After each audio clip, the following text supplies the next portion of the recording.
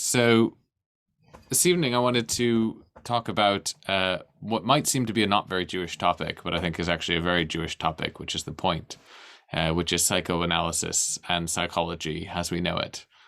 So, quick show of hands, how many people have at some point been in some kind of psychotherapy or psychoanalysis in their lives? Really? Okay. Um, Thumbs up from Christy. So, it's now quite a mainstream thing, actually. And what you often find is that Jews, as a people, tend to be more comfortable with psychology and psychological discussions. And it's not an accident. And so, in particular, I wanted to explore something that's always fascinated me, which is why and how and what did psychology, when it began, draw on? And how is that related to Judaism? The facts are quite astonishing. I mean, it's often used as an anti-Semitic slur that psychology is just a Jewish conspiracy, but it is quite literally a Jewish conspiracy.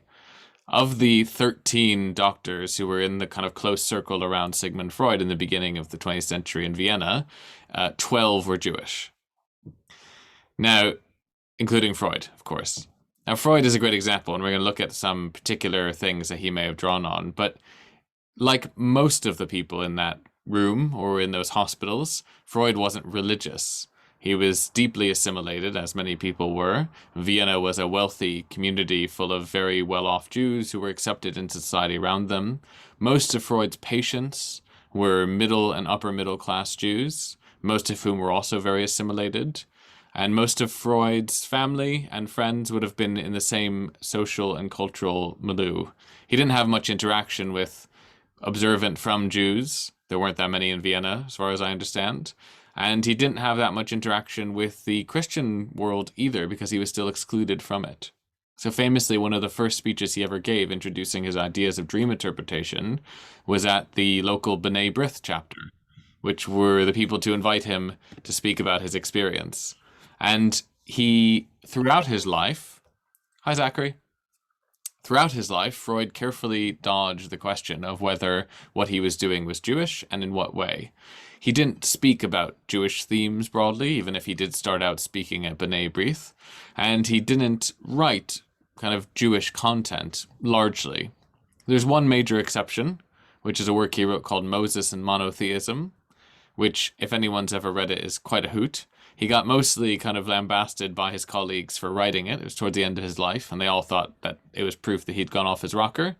And he wrote it as a theory that what he believed the Exodus was all about were that the Moses was a full Egyptian, not a Hebrew at all, and he was a priest of the short-lived religion of Atenism, which was a monotheistic faith in Egypt in the generations before Moses, and that he was cast out after the counter-revolution in religion, and Moses led a band of lepers and undesirables out of Egypt into the desert to make his own little religion. And when he couldn't deliver on the promises, the lepers and undesirables who went out in the desert with him killed him, and then made a religion focused around Moses and their murder of Moses and the psychological trauma that entailed. And ultimately, this was his theory of Judaism. That we were a bunch of lepers led by a renegade Egyptian priest who we then murdered, and that the complexes, the collective psyche of Judaism was based on this initial trauma of murdering Moses. It's actually really interesting as a Jewish text, and also some of it's probably not that far off, right? It's undoubtable that there was some influence from Atenism on what became Judaism. It's hard to imagine there wasn't, considering the coincidence of time and place. But Freud has no archaeological or spiritual evidence for anything he's saying. He's making a psychological argument about the collective psyche of the Jewish people. That is almost exclusively the time he talks about Judaism, and then obviously it's not a very positive sense. We're all ancient murderers. By and large, he avoided the topic. And yet, a lot of what he taught had similarities to things that he would have been taught as a young man, exposed to some Jewish education. And more than just what would have been taught to him, he also was aware of the fact that there were depths of Jewish spirituality that he wasn't very well versed in. Famously, he kept on his desk for a very long time a copy of the Zohar translated into German, which he never opened. And when someone asked him about it, someone who recognized that it was the Zohar, asked him why he had a copy of the Zohar on his desk, he said something, and I'm paraphrasing, to the degree of, this is a gold mine that I'm aware has psychological value, but I haven't tapped. Right? So he had acknowledgement of the value of Jewish mysticism, even if he didn't understand it at all. His student, and in some ways antagonist, Jung, who we're also going to look at, did understand Jewish mysticism, or at least believed he did. And what I think we see when we look at how the ideas of the Kabbalah in particular manifested in the European cultural environment at the time, and when we look at the particular ideas that define both Freud and Jung's psychology, there's not a big jump actually to suggest that there's some link between the two, that they were inspired, both of them and the 11 others in that circle, by the ideas that were present in Kabbalah, even if they didn't totally understand them, even if they were getting them second and third hand, the ideas are still entirely not their own. There's two books that are really quite critical to this, which if you want to find out more after we talk today, is definitely the place to go. One is Sigmund Freud and the Jewish Mystical Tradition by David Bakan. It's a classic in many ways. Bakan also didn't understand Kabbalah, so he's also writing fourth hand about Freud's understanding of something third hand that no one understood second hand, but he has a really good understanding of Freud. The other, which is really useful, is this book, which is kind of hard to see the title. It's called Kabbalistic Visions, C.G. Jung and Jewish Mysticism by Sanford Drobe, who is a psychiatrist, professor of psychology, and the son of a rabbi. So he understands the Kabbalah very well, and understands Jung very well, and it's very interesting to see. And when I was thinking about these topics, those are the two things that came to mind as having read these books years ago. I've largely been convinced by the argument of these books that ultimately psychoanalysis, psychology, analytical psychology, the whole infrastructure of what we now understand to be psychology is a secularization of Jewish mysticism. I don't know if I'm going to convince you, but I think that's the case. One thing we have to keep in mind is that it's actually really hard for us to imagine what people would have thought like before psychology. Although maybe not all of us have been in therapy or seen a psychoanalyst, we certainly live in a world in which psychology predominates. And what I mean by that is we think about what we think about. Right? We consider people's motivations, their intellectual activity, the whole kind of environment of one's mind, repressed trauma and, desires and history and epigenetics, and all of the things that we understand about ourselves are informed by the insights that Freud and Jung and the 11 others that studied with him, in addition to many more, had in Vienna in the early part of the century. So it's hard for us to actually imagine what thinking would have been like prior to psychology. That's doubly hard for us because actually among pre-modern peoples, Jewish texts are one of the few that actually do pay attention to the mind and these questions of desire and repression and motivation. Lots of Jewish texts do think about these things, including dream interpretation and others, a few of which I want us to look at today. But for non-Jews, it probably would have been quite a revelation to some degree, the idea that you could understand something about your soul by understand something about how you think, and the idea that what you've experienced in a mental landscape can affect unconsciously what comes to the fore. The notion of the unconscious, which we take for granted, probably didn't exist for most people for most of human history. So it's hard for us to imagine what we would have thought like in a world where we didn't think there was any unconscious, where we didn't think there was something below our awareness in our day-to-day life. Now, I think that's largely different for Jews who did think in some way about an unconscious, even if they didn't term it that way. But in many ways, it applies to Jews as well, that just pre-modern people did not have the same thinking around the unconscious or the idea of unconsciousness.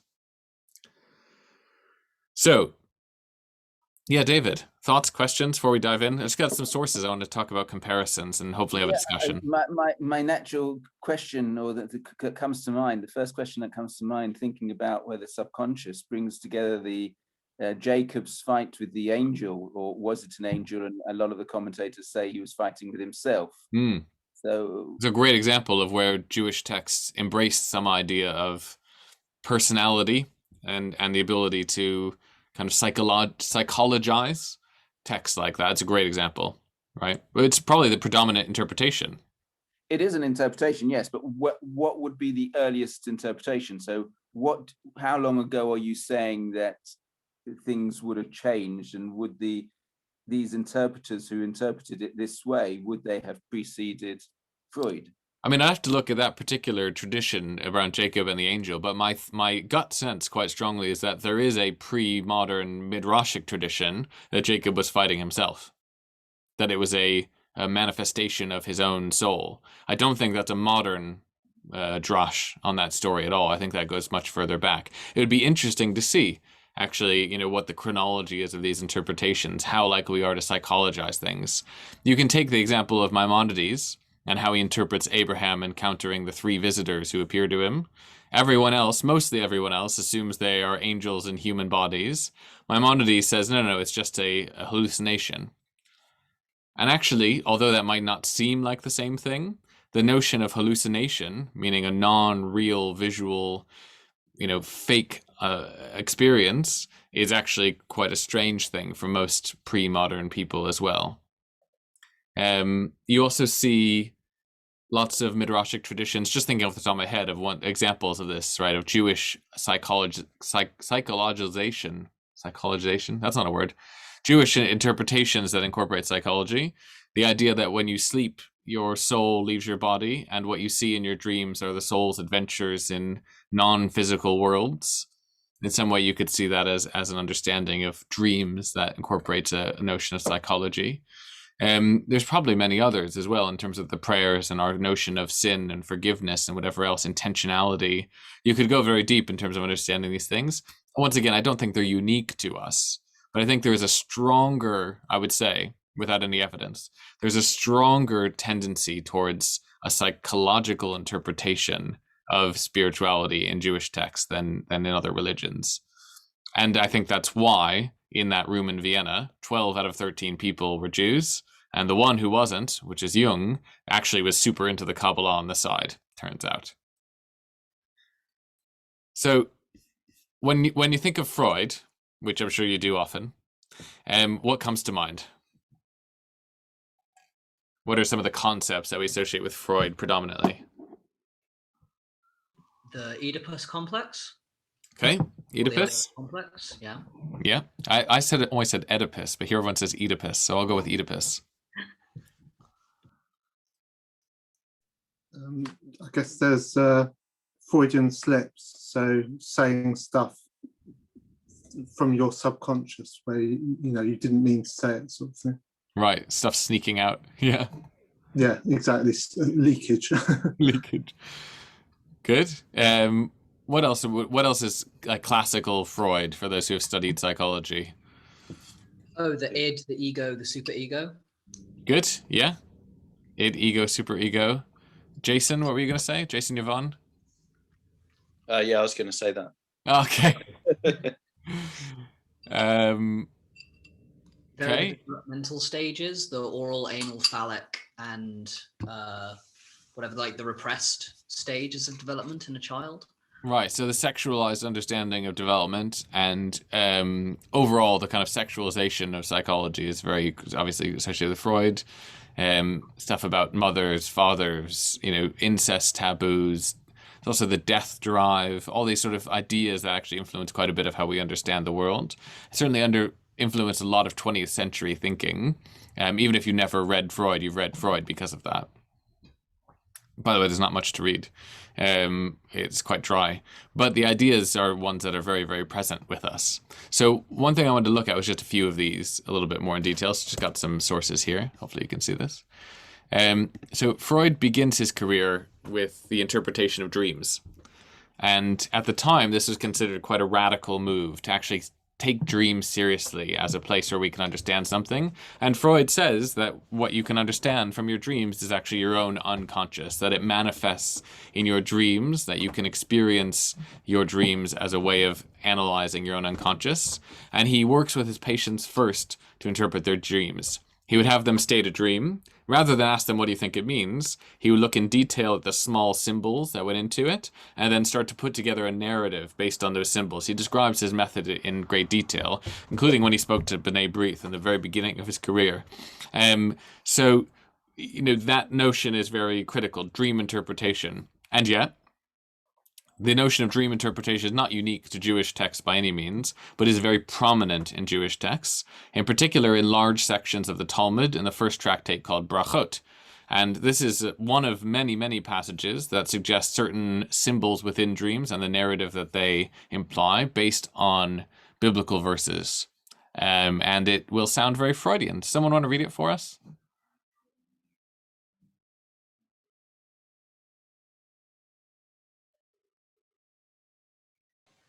Any volunteers? I will. Okay. Who dreams of having intercourse with his mother may hope for understanding, as it is said. Yes, you will call understanding mother.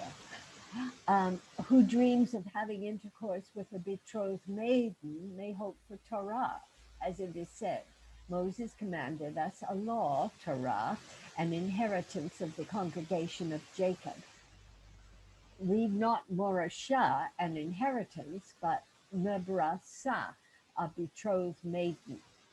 Who dreams of having intercourse with his sister may hope for wisdom, as it is said, say unto wisdom, you are my sister.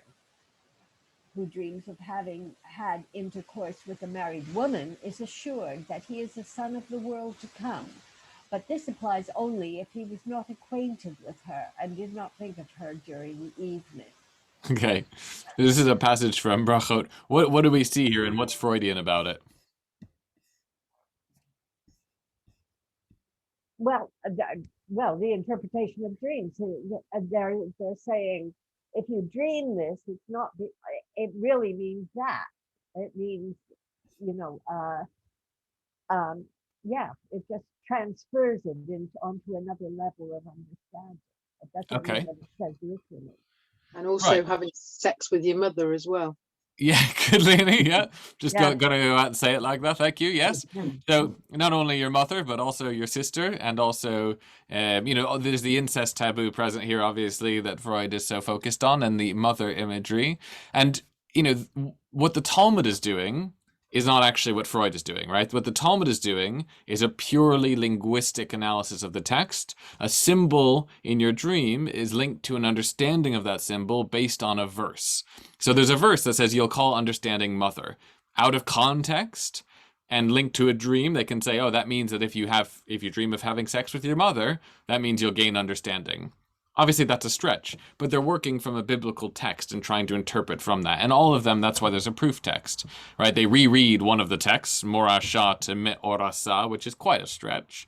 And they read, say unto wisdom, you are my sister, out of context as well. The last one, also welcome, Diana, who's actually an expert on this, by the way. The last one, which is not given a proof text, is the most interesting to me. Who dreams of having had intercourse with a married woman is assured that he is a son of the world to come. That means that you have a place in the afterlife, meaning you're assured you've gotten into heaven. But this applies only if he was not acquainted with her and he didn't think of her that evening. What do you make of this? No proof text. Well, I mean, it's okay to dream about these other things, but which are pretty abhorrent. But somehow there's a sort of shield put around this having, adultery, effectively. Like the rabbis thought that was maybe something that was more likely to happen. So perhaps. Yeah, it's got the most positive interpretation, right? That you're assured a place in heaven, but there's an important condition on this one that there wasn't on others, which is it has to be a stranger to you, right? If you dream of having sex with a married woman who you don't know, then you're assured a place in heaven. But if it's someone that you do know, and you just happen to have, spent time with earlier that day, that's not the unconscious.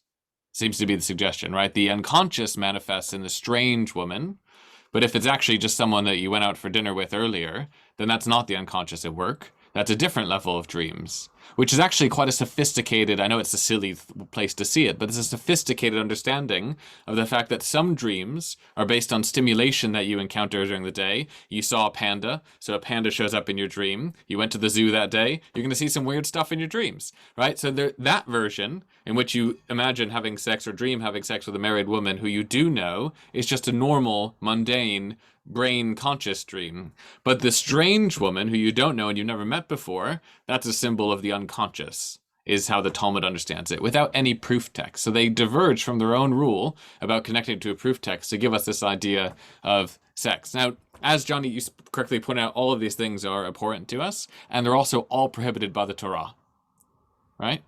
None of these things are permitted by the Torah. These are the first ones in the list of arayot, prohibited sexual interactions: mother, sister, married woman, betrothed maiden. These are the tops. So there's a play with taboo here. Taboo being flipped, the taboo of a certain sexual interaction being seen as a positive symbol. You can look in Freud's interpretations of dreams and find one that matched each and every one of these. I'm sure of it. I haven't done that, but I'm sure you could.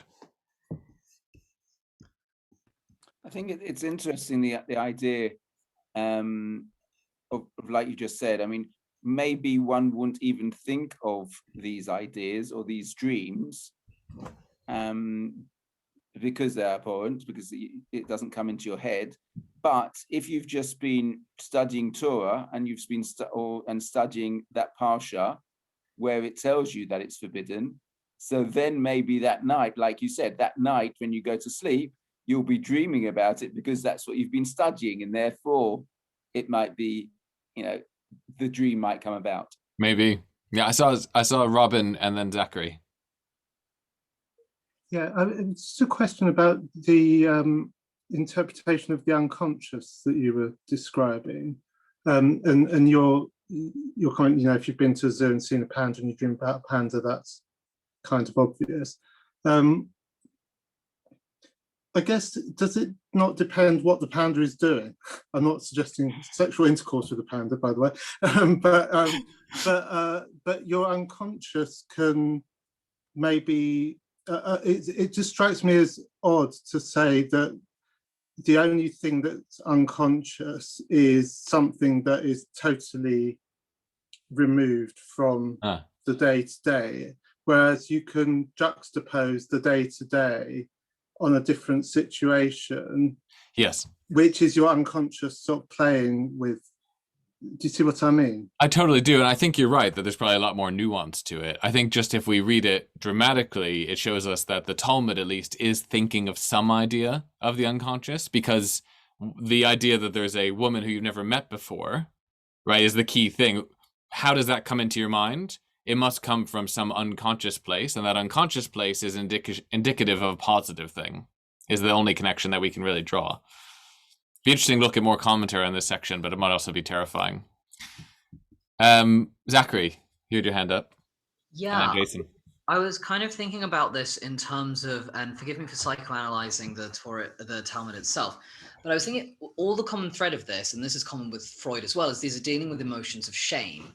Anyone who's had dreams about having sex with a family member or a friend that they don't feel that way about, or anyone that they respect, will know that you wake up feeling very uncomfortable, very ashamed. And so it seems to me that these are kind of saying, it seems to me that it's trying to address feelings of shame. So you have, don't worry, if you dream of having sex with your mother, which is very distressing, don't worry, it actually means that you want Torah. You don't have to feel embarrassed about it. Whereas having a dream about having sex with a married woman isn't shameful in the same way. It's more understandable. So there isn't such a need to find like a deeper meaning and a way kind of to release you from the shame, especially if you know her, because it's a very understandable kind of feeling, perhaps deserving of a slap on the wrist, but not deserving of shame. Interesting. Yeah, Jason stroke Yvonne?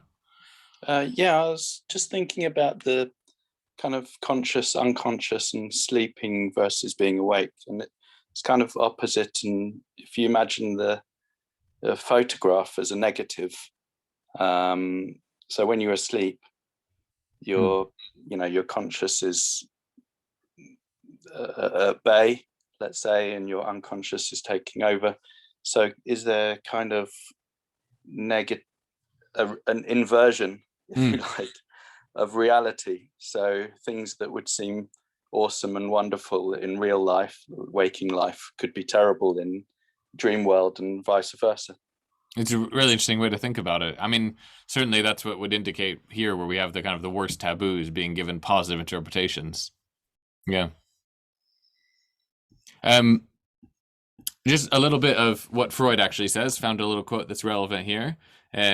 He was talking about something else from his book, The Interpretation of Dreams. What is common in all these dreams is obvious. They completely satisfy wishes excited during the day, which remain unrealized. They're simply and undisguisedly realizations of wishes.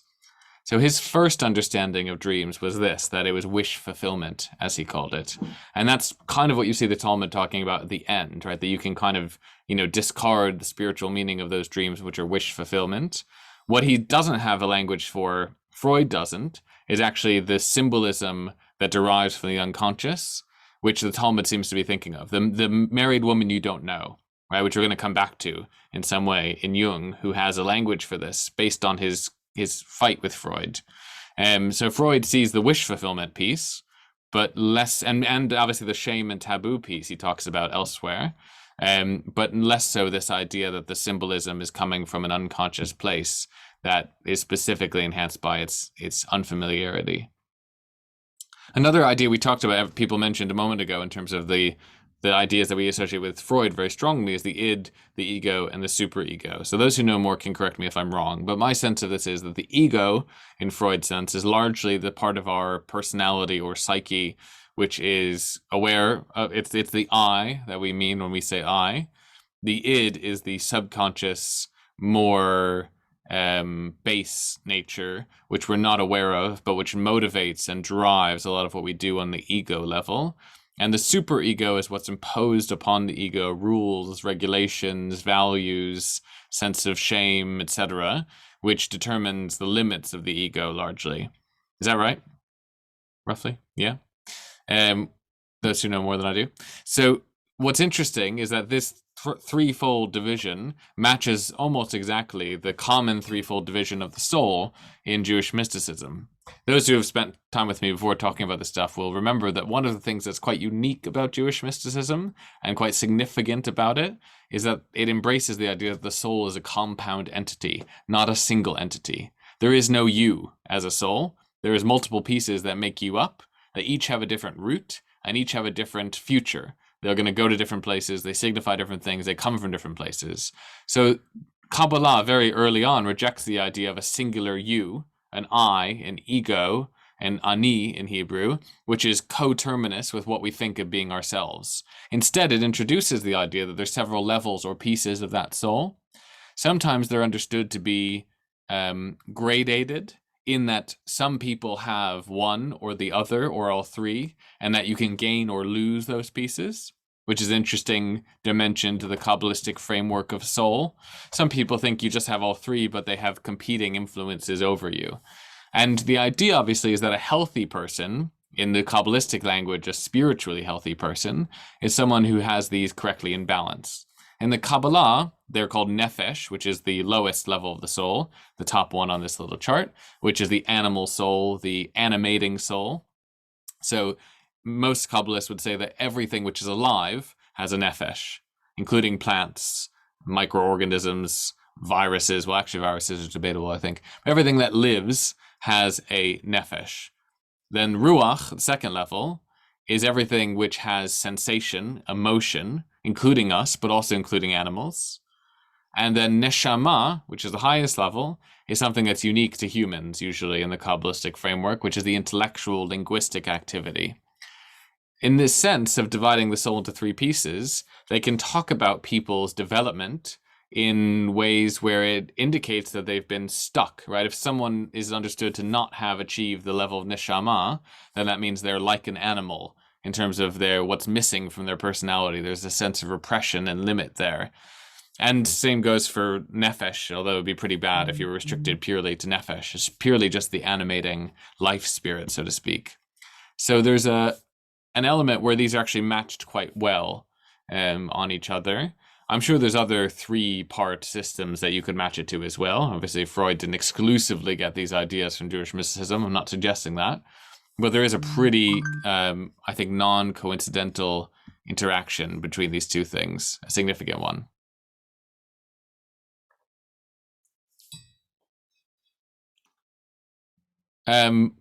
Okay. Another theme that someone brought up was the Oedipus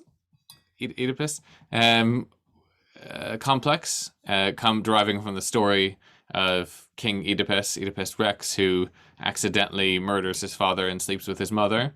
Accidentally. Excuse me. Freud was very invested in this as a mode of understanding sexual development and personality development. And in many ways, it matches very well the Zohar and the Kabbalistic framework of how we relate to God.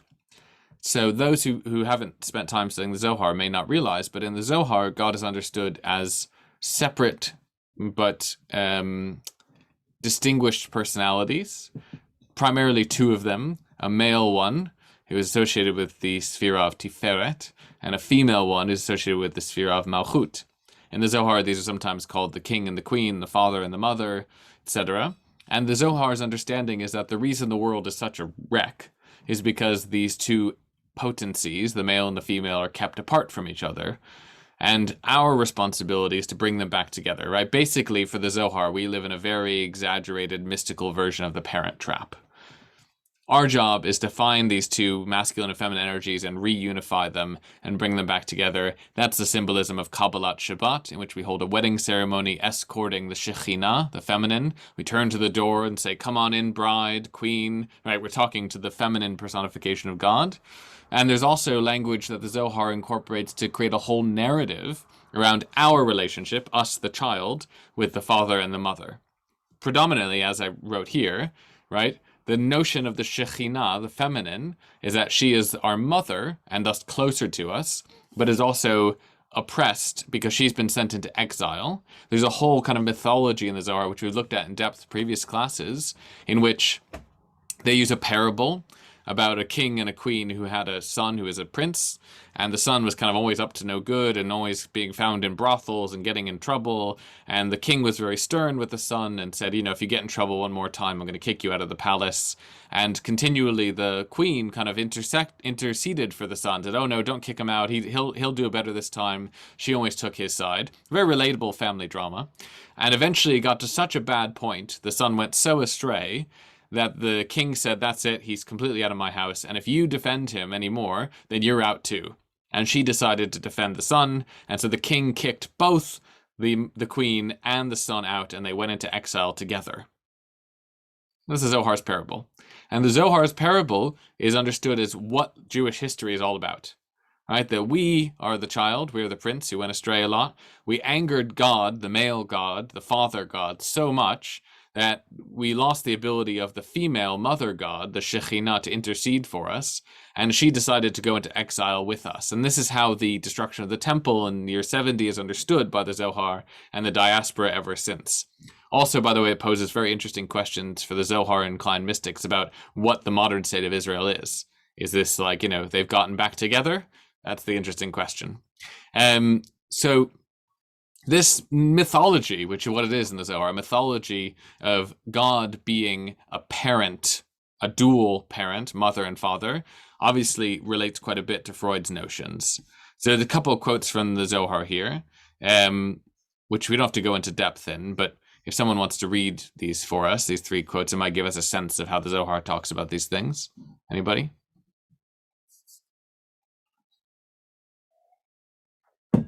Actually, you know what? We don't have as much time as I thought. So I'll just briefly summarize them, and then I'll have you read a little bit further on. So you can see here, first, the Zohar has an idea that it was the Shekhinah that created us, not the male father, which of course is very interesting in terms of understanding the female's role in birth and the womb, as Freud talked about quite frequently. So it was that the father saw that they were destined to sin, and so he wasn't willing to share in their creation, so the mother did it instead. Incredibly radical creation story in a normative text of Jewish mysticism. Similarly, others, there's here a comparison to what happens when we sin. It's like stripping the Shekhinah naked, Remember, we understand the Shekhinah as our mother, not too far from the Talmud text above. If we commit crimes, we take the clothing off the Shekhinah, and if we do the righteous commandments, then we put more clothing on the Shekhinah. Very complex, loaded, fascinating idea there, which Freud would have loved. By the way, I don't think he ever saw this. I don't think he ever opened that copy of the Zohar, but if he did, he would have loved it. And that's what's really amazing about this. Last one here is a common theme in the Zohar in which several male individuals in the Torah are understood to be God's husband. Right? The Yaakov was the first husband of the Shekhinah, that's Jacob.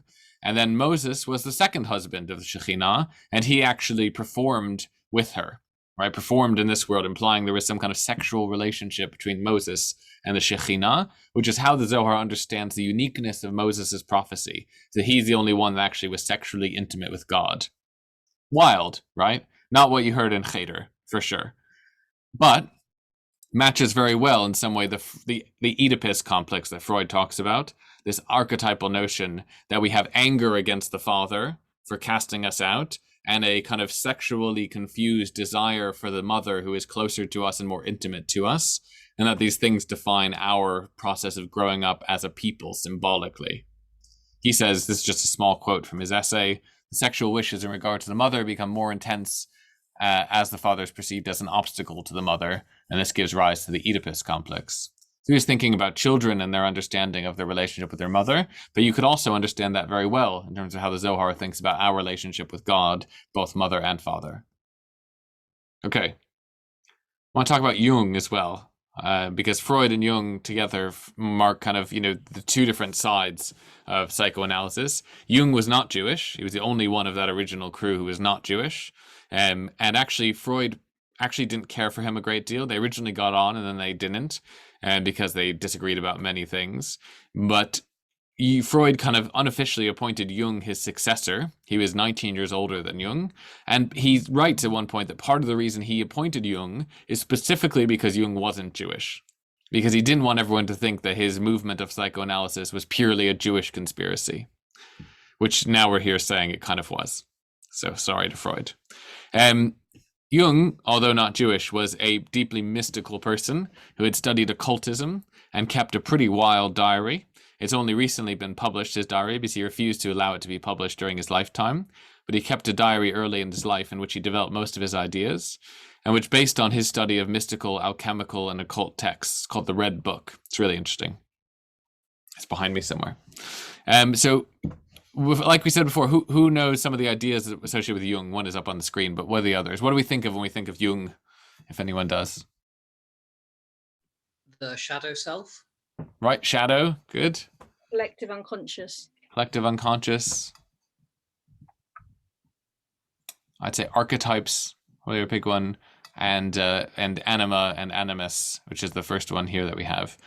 All of these have really interesting corollaries in Kabbalah. They're developed really, really well in Sanford Drobe's book, in which he looks at kind of very, very closely what Jung had to say and what he may have been inspired by. Unlike Freud, who we knew had the Zohar on his desk but never read it, we knew that Jung was thirsty to find out about Jewish mysticism and was always looking for sources, usually Latin translations of mystical Hebrew texts from the Renaissance, because Jung didn't have Hebrew skills, but he had really good skills with Renaissance Latin. So he looked at the Christianized translations of Kabbalah that he could find that were prominent, especially in Florence in the medieval and Renaissance period. So Jung's idea of the anima and the animus is largely that if you're a male-bodied person, you have a female soul, and the reverse is true. He develops this in more depth, but that's the short version of it. And this is an interesting corollary, just two texts, one from a Hasidic rabbi 100 years before Jung and one from Jung. Someone want to read these two for me about anima and animus? Yeah, Zachary? Saw a finger, hand. A man has two wives. One is the woman whom God commanded him to marry, to be fruitful and multiply. The second is his holy soul, the intellectual soul, neshama, which God placed in man. Because of her, man can attain the level of unending greatness. Right. So obviously a huge heteronormativity here, but what do we understand by that? And is it the same as what we're going to read in a moment from Jung? Do you want to read that for us, Zachary? Do you know how much femininity man lacks for completeness? Do you know how much masculinity woman lacks for completeness? You, man, should not seek out the feminine in women, but seek and recognize it in yourself as you possess it from the beginning. Right. So this, interestingly, and I'm sure there's some interesting studies on this, you know, Jung's ideas around gender identity, which he wouldn't have called it then, seem to be much either closer or at least more unusual for the time period, in which he thought very much about what it means to have kind of femininity and masculinity, and particularly was interested in understanding there to be a complement in a personality, which is largely, and it's because Kabbalah is speaking to men, how they understand the soul is as a feminine entity. And you have lots of love poetry in which male rabbis are writing love poems to their soul. And here it's explicit in Rabbi Elimelech, where it is actually his other wife. A man's other wife is his soul. What do we make of that?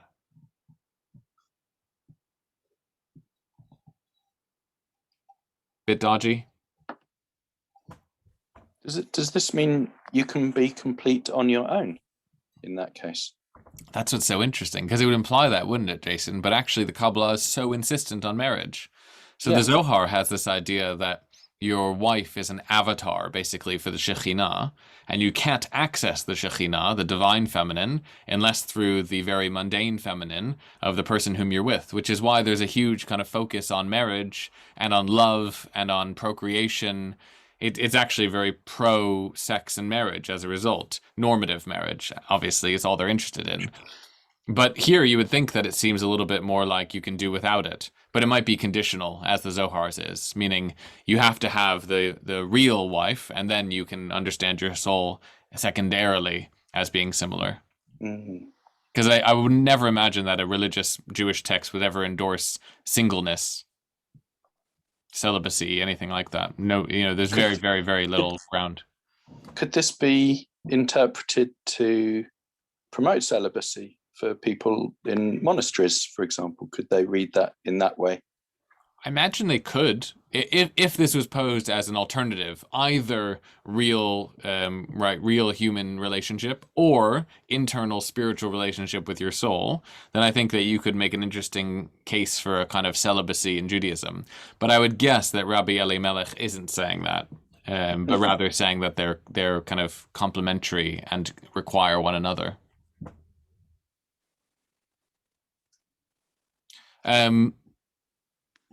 Okay, so one of the others, as was mentioned, that's very critical to Jung is what he calls coincidentia oppositorum. Sorry. Yeah, Robin.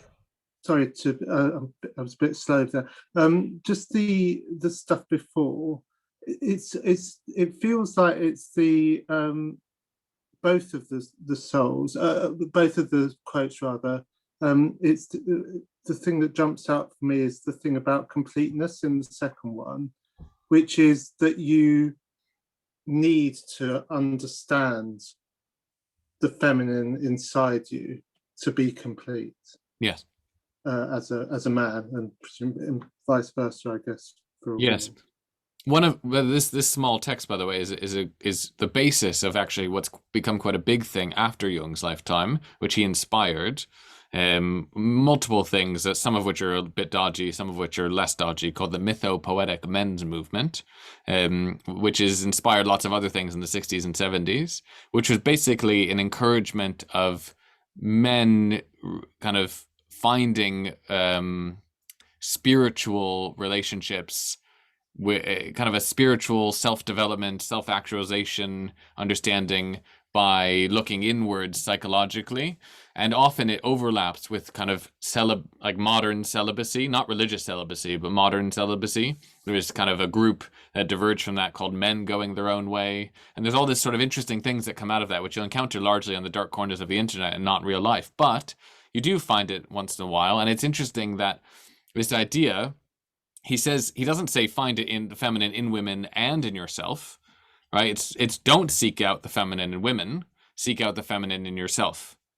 Right, as a man, obviously he's a man speaking to men, because it's already there. And he says the reverse is true as well. The animus is the opposite, which is his encouragement of women to encounter masculinity internally and understand their soul as being masculine. Also, an interesting way in which this is applied, which you may not have realized, is if anyone's read the Philip Pullman books. Right, the daemon notion, which he is largely drawn from exactly this idea of Jung, that it's an external manifestation of your soul, and that it's always required to be the opposite gender, which I don't know if Pullman's ever commented on in terms of, you know, heterosexuality versus homosexuality versus other forms of sexuality. But the assumption, of course, of Jung and of Philip Pullman's system is that, you know, the opposite is also the one that you're sexually attracted to. I wonder if that would still be true with a broader understanding of sexual orientation and identity. I'm sure there's some interesting work on that, but not really pertinent to our point today.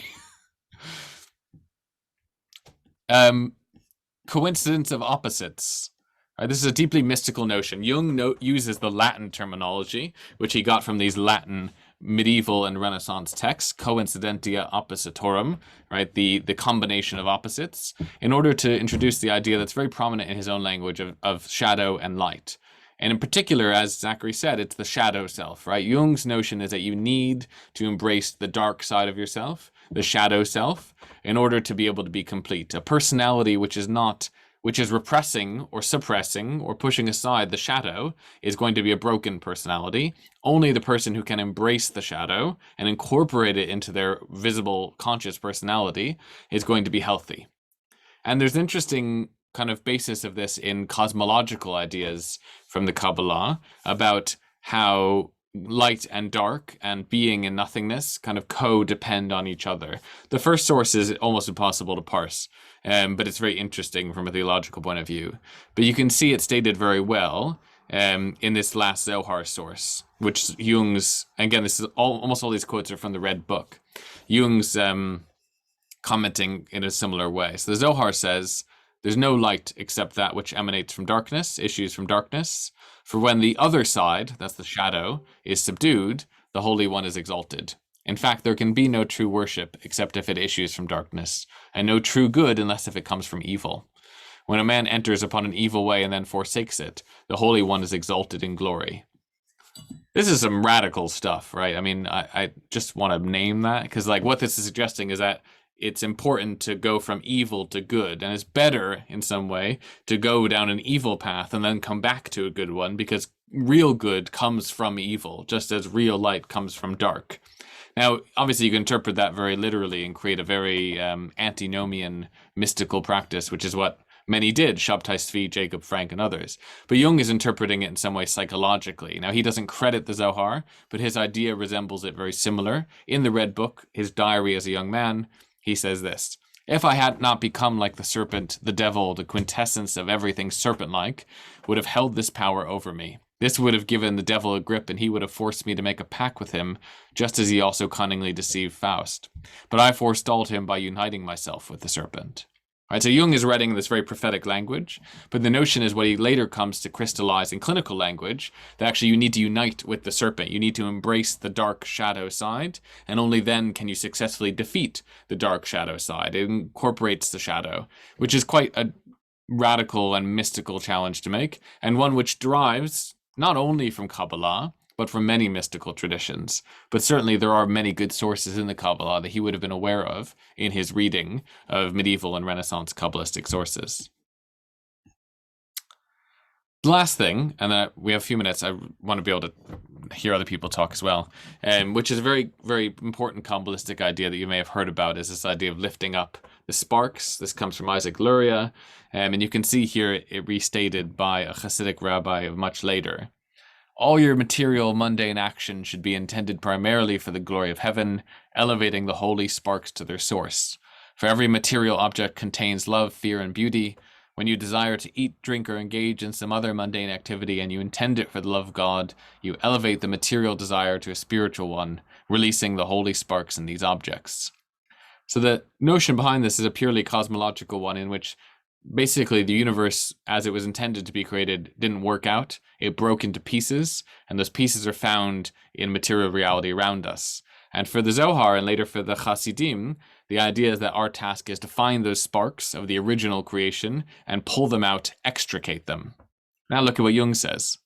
"In the unconscious are hidden these sparks of light, the archetypes, from which a higher meaning can be extracted." it's not just focus on language here, right? It's not just he uses the same words, sparks, extraction, whatever. It's the idea that actually he understands the unconscious the way that the Kabbalah understands the material reality.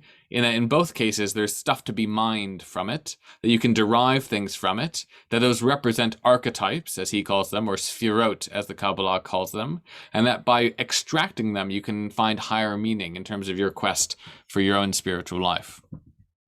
Now, these are just a few bits and pieces of these two men's work and how it relates to Kabbalah. But again, the thesis is, and I think that there's a lot of evidence for it, that basically what we know is psychology, what is still practiced today and what many of us have encountered or practice, is largely a secularization of Jewish mysticism.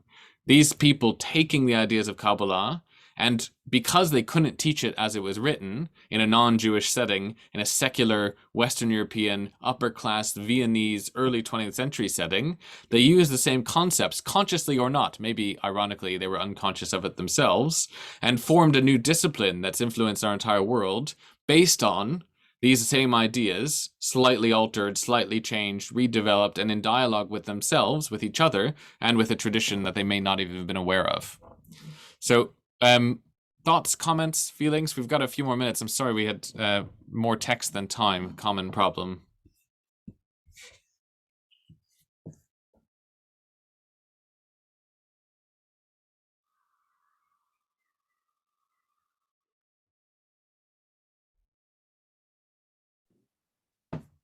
I guess, so to break the silence a bit, I guess